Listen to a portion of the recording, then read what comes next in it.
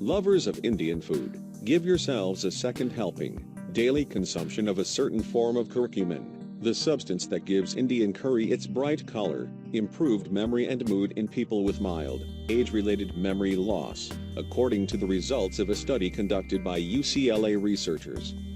The research, published online Jan. 19 in the American Journal of Geriatric Psychiatry, examined the effects of an easily absorbed curcumin supplement on memory performance in people without dementia, as well as curcumin's potential impact on the microscopic plaques and tangles in the brains of people with Alzheimer's disease. Found in turmeric, curcumin has previously been shown to have anti-inflammatory and antioxidant properties in lab studies. It also has been suggested as a possible reason that senior citizens in India, where curcumin is a dietary staple, have a lower prevalence of Alzheimer's disease and better cognitive performance. Exactly how curcumin exerts its effects is not certain, but it may be due to its ability to reduce brain inflammation, which has been linked to both Alzheimer's disease and major depression, said Dr. Gary Small, Director of Geriatric Psychiatry at UCLA's Longevity Center and of the Geriatric Psychiatry Division at the Semel Institute for Neuroscience and Human Behavior at UCLA, and the study's first author. The double-blind, placebo-controlled study involved 40 adults between the ages of 50 and 90 years who had mild memory complaints.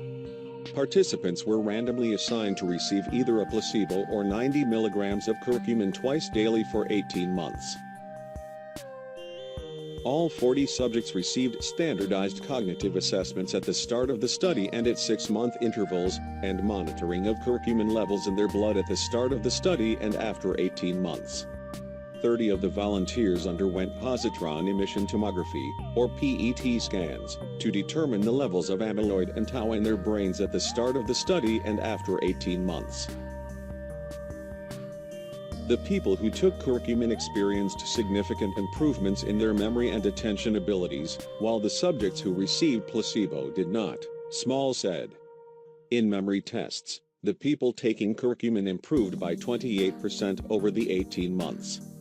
Those taking curcumin also had mild improvements in mood, and their brain PET scans showed significantly less amyloid and tau signals in the amygdala and hypothalamus than those who took placebos.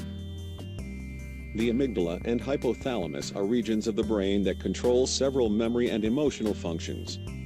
4 people taking curcumin, and 2 taking placebos, experienced mild side effects such as abdominal pain and nausea. The researchers plan to conduct a follow-up study with a larger number of people. That study will include some people with mild depression so the scientists can explore whether curcumin also has antidepressant effects.